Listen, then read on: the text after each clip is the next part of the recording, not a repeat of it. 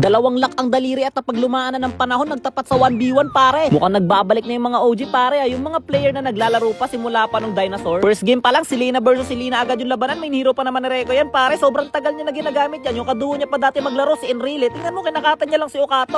Wala na pare, lohel ka na, isang kalmot ka na lang. Isang kalmot ka na lang tol. Pero halimaw talaga to si Okata pare, walang main hero sa kanya, nag-a-adapt siya kahit anong hero pare. Tingnan mo, nabaliktad na agad yung sitwasyon, no? Nagpantay lang sila ng item, tumatakbo na nga dito sa Reiko mga kaibigan. Bumili na siya ng immortality, ngunit sumala ang kanyang para pang kinalmot. Tapos grabe, naglalabanan sila dun sa loob ng Lord. Pumotok ang immortality pero siya ay nakalmot pa rin. Tapos dito di ko alam kung ano nakain ni Reiko pare, pero nag-asim siya. Grabe, pukang alam ko na kung ano kinain mo pare, kalamansi yan no. Natalo tuloy siya doon, awit sa'yo G. Ay, Reko, good luck. Dito lang ako palagi. Manalo or matalo, ikaw pa din. Yun lang, nakatanggap na ng buff dito sa Reiko mga kaibigan. Mukhang maghahalin mo na siya. Second game nila, Lapu. Ang kapal naman ang pagbumukha nyo pare. Nanonood kami ni Mizaka sa laban na yan, tapos nagpipikay ng Lapu. Wow, bumagsak siya.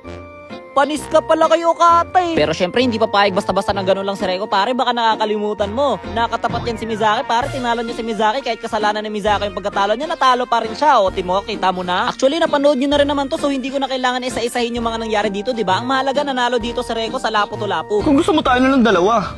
Why are you gay?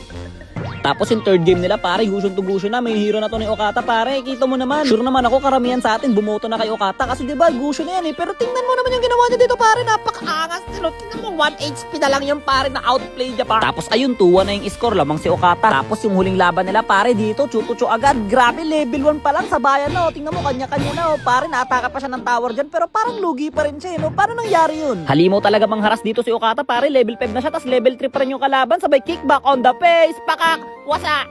Wasa! Oh, grabe, nakatakbo pa siya ng ganun. Tapos na-knock niya pa, imposibleng habulin. Nalay, nabol pa rin, nakapal ng mukha. Ayun, patay niya, ang galing. Anyways, pare, si Okata nga pala nanalo sa laban na to, pare. Pero sa tingin ko, personally, parang wala na makakatalo kay Okata, no? Parang siya na yung magcha-champion. Tingin niyo, meron pa ba makakatalo sa taong to? Halimaw to, eh. Tingnan mo, pinasok na sa loob ng tower, oh. Pag ganito, pare, feeling ko, naiisip kong pwede makalaban sa kanya si Louie, eh. Kilala niyo yun, di ba? Si Phantasma Louie. Halimaw yun, pare. Content creator na rin naman siya ngayon, so dapat pasok na siya.